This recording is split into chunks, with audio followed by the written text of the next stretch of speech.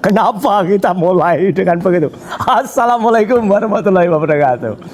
Saya sengaja mulai begitu karena kita akan bicarakan sesuatu yang mistis ya. Mistis tapi teknis. Kenapa? Berbekal dari berita ini, Jokowi sebut pejabat di Indonesia banyak yang percaya tahayul.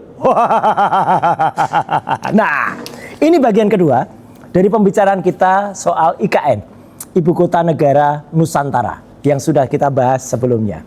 Sebelumnya kita bahas soal teknis IKN. Bagaimana IKN itu melanggar yang namanya aturan ketika rapat paripurna harusnya diisi oleh 575 anggota, hanya diisi oleh 77 anggota secara fisik.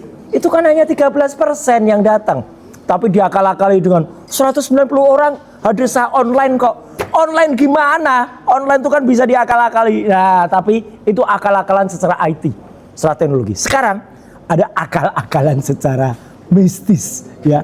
Nah, kita ingat bagaimana IKN itu dulu dirancang dan kemudian dibuat. Kita nggak akan pernah lupa bagaimana ada kelakuan ya bekas presiden yang waktu itu. Nah, kayak gini nih. Sok-sokan mau sendirian di IKN. Jalan-jalan sendiri di foto. Ini sih kurang lucu. Ini lebih lucu. Nah, ngapain juga dia sendirian di tenda kayak ini, ngerepotin aparat saja. Ya, memang betul ini tendanya katanya tenda bekas bencana. Tapi juga kan bisa digunakan untuk bencana yang lain. Apa IKN itu bencana? Ya, kan IKN bukan daerah bencana. Ya, ini kan merepotkan semuanya. Dia sok berlagak sendiri. Kemudian ketika malam, nah nih, ketika malam dia merepotkan. Dia kelihatannya nyaman. Iya, dianya nyaman. Pas pampres dan seluruh orang yang mengikutinya kan nggak nyaman. Ya, inilah kelakuan dari bekas presiden waktu itu. Ya, kemudian dia seolah-olah ingin mendapatkan inspirasi dari sana. Lucunya waktu itu apa? Sebenarnya kan waktu itu sedang ada protokol COVID. Kalau protokol COVID, ya betul dia pakai masker.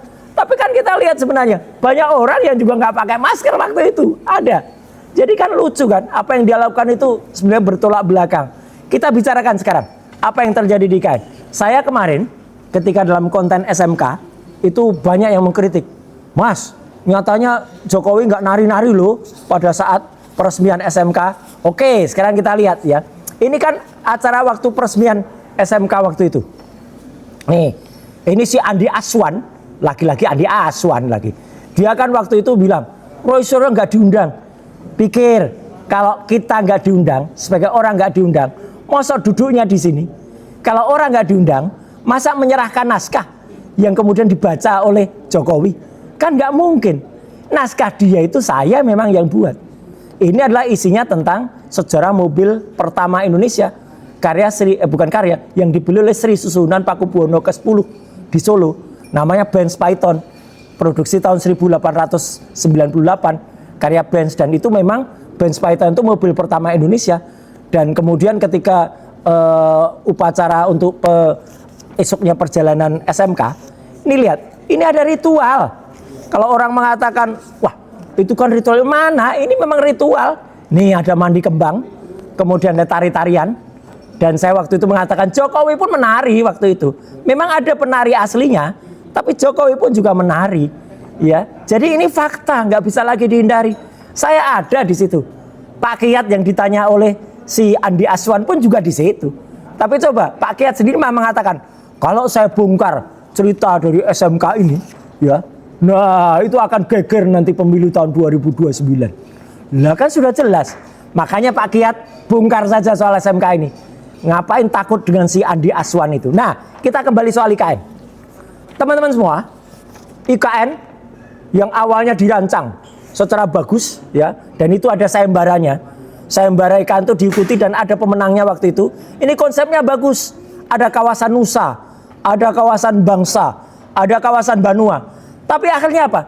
Dikerjakan oleh seorang seniman dari Bali, ya, Nyoman Warte, ya. Dan kalau kita lihat, nah ini mirip-mirip nih kayak baju kebesaran yang sering dipakai, yang ini salah. Ini dia pakai baju ini tuh sebenarnya juga salah ya. Ini topi kebesaran yang sering dipakai oleh Amangkurat. Dan sebenarnya Amangkurat pun bukan Amangkurat yang cocok yang dia pakai. Ya karena Amangkurat ini adalah Amangkurat yang tidak terlalu bijak. Awalnya malah dia ini bekas presiden pengen pinjem baju pada raja asli di Jogja. Alhamdulillahnya raja asli nggak menyetujui. Karena mana boleh, yang namanya baju itu kalau dalam tradisi adat itu punya sifat kandel. Sifat kandel itu adalah punya sesuatu yang memang dia melekat pada diri sosok yang bersangkutan. Nggak boleh sembarangan dipakai orang gitu. Enak aja baju mau dipinjem-pinjemkan kepada si bekas presiden. Nggak boleh. Dan akhirnya jadinya apa? Ya inilah yang kita lihat. IKN itu kalau kita lihat, wah dari jauh, mana ada nih gambar burung Garuda. Ini istana Voldemort, ya. Istana yang ada di film horor itu, ya, film misteri itu, ya. Ini nggak membanggakan babar blas, ya. Dan bahkan kalau malam ini orang menggambarkan, Mas itu nggak kayak istana presiden, kayak istana kelelawar. Ini lo lihat gambaran dari IKN kayak gini. Calon ibu kota negara kok malah jadi ledek-ledekan kayak gini, kan malu kita. Nih, ini yang ada di sosmed. Masa IKN digambarkan kayak gorila kayak gini, istana kerajaan jin. Dan Joko Anwar itu bahkan pernah merancang, karena IKN daripada sepi ya, itu akan dibuat film horor. Dan siapa pemeran bintang utama yang diusulkan oleh banyak masyarakat? Ternyata yang paling banyak diusulkan oleh masyarakat adalah Gibran. Jadi Gibran cocok untuk pemeran bintang utama film horor di IKN itu. Dan itu cocok juga dengan pendapatnya Rocky Gerung, pendapatnya tokoh-tokoh. Udah deh, jaga IKN sana itu daripada ngerepotin Pak Prabowo. Saya kira itu benar ya. Daripada ngerecokin Pak Prabowo, daripada kemarin malah katanya ngasih public speaking kepada anak-anak Pontianak yang nggak jadi menang lomba cerdas. Saya bisa membayangkan gimana cara dia ngasih public speakingnya ya, gitu loh. Speak aja nggak bisa mau ngasih public speaking, ya kan konyol banget itu. Oke, kita kembali ke soal-soal yang horor di IKN. Sedih loh saya baca berita ini. Cara mistis memulai proyek ibu kota negara. Gimana sih? Katanya percaya kepada Tuhan Yang Maha Kuasa, Allah Subhanahu wa taala. Kalau percaya kepada adat, oke. Adat itu ada, adat istiadat atau ada kearifan lokal, tapi tidak harus dimistiskan dan tidak harus kemudian itu digunakan diglorifikasi seperti ini. Titik nol di IKN itu kemudian ada upacara namanya upacara kendi. Ingat kan upacara kendi yang digunakan? Jadi setiap kepala daerah diminta membawa air dari daerahnya masing-masing. Waduh, ini tuh sudah era di mana orang bicara IT, orang bicara hyperloop, bicara kemudian soal-soal yang high tech, masih bicara kayak gini. Ya, kalau digunakan ini untuk menghargai kearifan lokal, kearifan yang lokal di daerah itu. Saya kebetulan lahir dari area seperti itu. Yang kita hormati itu kearifan lokal untuk daerah, bukan membawa air dari segala daerah ke situ. Itu namanya bukan membawa kearifan lokal, tapi merusak kearifan lokal ya. Kearifan lokal itu misalnya ada air dari 7 danau. Ya, danaunya di wilayah itu, bukan kemudian danau dari wilayah lain kemudian dicampur, yang nggak akan ketemu. Makanya kemudian ketika pada bagian pertama sebelumnya saya kan bicara yang katanya ramalannya Kalimantan itu tidak akan ada gempa. Nyatanya ada gempa. Meskipun kita tidak minta gempa, tapi kan Tuhan Yang Maha Kuasa Allah Subhanahu wa taala kan kalau sudah menakdirkan sesuatu kan nggak bisa kita lawan gitu ya. Nah, coba kita lihat satu persatu. Bagaimana cara mistis memulai proyek ibu kota. Ini menyedihkan sekali. Dan ini jadi olok-olok. Tidak hanya di Indonesia tapi di seluruh dunia. Makanya IKN sampai sekarang juga nggak jalan. Ya gitu. Karena apa? Takut justru investor-investor itu. Ya, cara memulai ibu kota kok kayak gitu. Memulai ibu kota itu adalah dengan misalnya waktu itu kan ada proyek yang kemudian digagas oleh insinyur-insinyur misalnya dari Bandung untuk dibikin metaverse-nya dulu. Nah, itu cocok. Dengan metaverse 5.0 orang bisa merancang nanti IKN itu kayak apa. Kemudian bisa dirancang dulu secara digital, bisa dirancang dulu secara telematika, bisa dirancang dulu secara IT. Bagaimana nanti akan di sana, dan kemudian tidak akan banyak proyek-proyek yang kemudian jadi kelinci percobaan. Contohnya apa? Rail bus. Yang katanya tuh rail bus itu bus yang berjalan tanpa rel. Akhirnya apa? Ternyata tuh bus pinjaman dari China. sekarang sudah dipulangkan ke China. Ya, karena ternyata itu hanya bis yang panjang, kemudian tidak pakai rel. Ya iya, wong namanya bis panjang ya nggak pakai rel. Ya, tapi kan sekarang akhirnya itu pulang. Konsep yang namanya di sana akan ada 70% kendaraannya EV atau electric vehicle. Mana buktinya? Nggak ada. Kemudian bandara, boncos juga. Bandara yang dirancang bandara VVIP. Kita kan tahu, saya kebetulan pernah di Komisi 1, ya, komisi yang menangani juga masalah luar negeri, masalah juga teknis, hal semacam itu, masalah pertahanan keamanan. Kan tidak mudah izin bandara itu. Bandara umum beda dengan bandara khusus, bandara VVIP. Tadinya kata dirancang bandara VVIP, terus diubah, katanya mau bandara umum. Ya nggak mudah merancang mengubah semacam itu. Dan kalau kita lihat, nih, ketika tengah-tengah pesta pun, akhirnya ada gubernur Sulawesi Tengah, ya ini ada namanya, tumbang ketika habis acara. Ya mungkin dia nggak kuat menyaksikan adanya gelombang mistis atau adanya ritual mistis kayak gitu.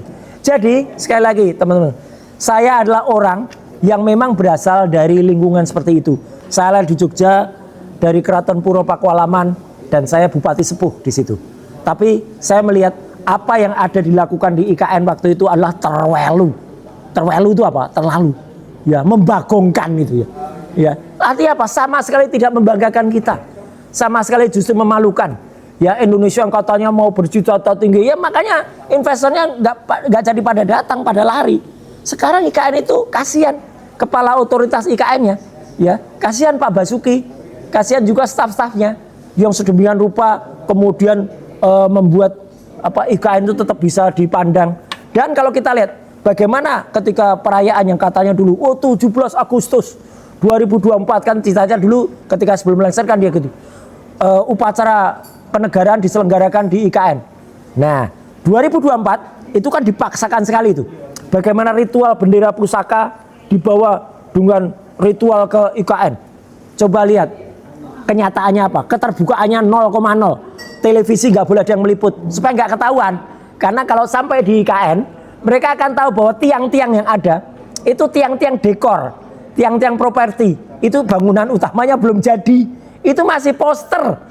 Ya, itu pekerja sana yang cerita ke saya. Itu masih poster, kemudian dilapis dengan vinil sehingga kalau dari jauh kelihatan, gedungnya udah jadi. Padahal belum jadi apa-apa. Itu baru backdrop yang ada. Makanya nggak boleh ada TV yang meliput. Ya, selain TV asli. Dan kenyataannya, tahun 2025, upacara kemerdekaan tahun lalu, di mana upacaranya? Nggak di IKN. Kembali ke ibu kota negara Republik Indonesia yang kita hormati bersama, yaitu Jakarta. Apa gunanya kalau gitu ada IKN? Ya, kemudian kan malah double biaya, double anggaran, merugikan masyarakat. Terus mau dipakai untuk apa? IKN akhirnya jadi apa? Saya nggak bicara yang lebih buruk ya. IKN itu akhirnya kan sekarang terkenal ya sebagai tempat bagian ya ada plus-plusnya lah gitu. Kalau malam ya karena wajar ke tempat dimana kalau itu kosong kan pasti ada juga orang nyari-nyari kayak gitu. Kemudian kan sampai akhirnya timbul cerita-cerita lucu-lucu di sana ya. Kemudian kan ada para pekerja di sana. Kemudian saking bingungnya akhirnya dia tanya ke orang-orang di situ. Gimana caranya itu pada ternyata? Itu loh, kan ada kuda di situ. Wah, terus akhirnya dia sama kuda. Padahal diketawain sama teman pekerja yang lain. Kamu tuh bodoh banget. Kenapa kok sama kuda? Naik kuda itu pergi ke desa sedekat ya. Desa setempat tuh banyak di situ gitu loh. Jadi bukan sama kuda gitu loh. Aduh. Jadi cerita-cerita kayak gitu malah berkembang di IKN. Belum lagi tikusnya. Belum lagi binatang-binatang liar yang berkembang. Anggaran pemeliharaan IKN tuh membuat boncos negara. Jadi sebelum kemudian menghabiskan anggaran dicacahkan 460 sekian triliun, yang sekarang sudah habis 100 sekian ya, mungkin sudah lebih ya. Lebih baik stop anggaran untuk IKN. Makanya kita kembali kepada keputusan Mahkamah Konstitusi yang meskipun keputusan itu tidak kemudian menutup IKN, tidak kemudian membatalkan IKN, tapi putusannya adalah mengembalikan ibu kota negara. Ya, sementara ini kembali ke Jakarta, itu saya kira sudah betul. Dan tidak perlu lagi diterbitkan Kepres. Daripada apa? Saya khawatir nanti ritual kayak gini. Nah, ini nanti malah akan banyak dipakai oleh orang-orang yang kemudian, ini fakta loh, ini fotonya ya, meskipun nggak ada hubungannya dengan IKN. Ini jauh sebelumnya. Kayak gini malah akan diikuti oleh orang-orang untuk mencari-cari sesuatu yang lain-lain lagi. Jadi teman-teman semua ya, mulai dari waktu itu ada SMK ya, yang kemudian ada ritualnya, dan ini fakta, nggak bisa lagi dibantah ya, ritual SMK ini. Kemudian sampai kepada ritual kendi di IKN ini. Kayak gini memang ada di Republik kita. Kayak gini memang ada di negara kesatuan Republik Indonesia di bawah bekas Nusantara, bekas ini ketika Majapahit, ketika Sriwijaya, bahkan ketika zaman animisme, dinamisme memang masih sudah ada. Tapi ini nggak apa-apa, ini dihormati, tapi tidak perlu kemudian ditonjol-tonjolkan atau bahkan dibawa-bawa lagi ke sesuatu yang sekarang kemudian terlalu diagungkan. Namanya penyiraman kepada wahana atau kepada kendaraan kayak gini sah, boleh. KRI, kapal itu sering juga kemudian dipecahkan kendi oleh Laksamana, pesawat baru datang kemudian disiram atau apa, itu upacara kayak gitu sah, tapi tidak kemudian dengan melebih-lebihkan bahkan lebay seperti yang terjadi di IKN. Akibatnya apa? IKN kemudian timbul keputusan dari Mahkamah Konstitusi atau MK yang barusan hari Selasa yang lalu, yaitu apa? Mengembalikan ibu kota kembali ke daerah khusus ibu kota Jakarta sebelum ada Kepres lagi. Jadi daripada kemudian kita bicara hal-hal yang mistis, hal yang lebih bagus, makanya kita bisa belajar dari ini semua bahwa apa yang dikatakan itu harus sesuai perencanaan. Apa yang dikatakan harus sesuai dengan ada yang di pikiran kita, pikiran bersih. Jadi jangan asal bicara, jangan asal we walk the talk, only the talk kayak gini. Ya, ini kan orang yang selalu bicara kayak gitu, dan ini selalu dikatakan oleh bekas presiden kita. Sekian, terima kasih. Wassalamualaikum warahmatullahi wabarakatuh.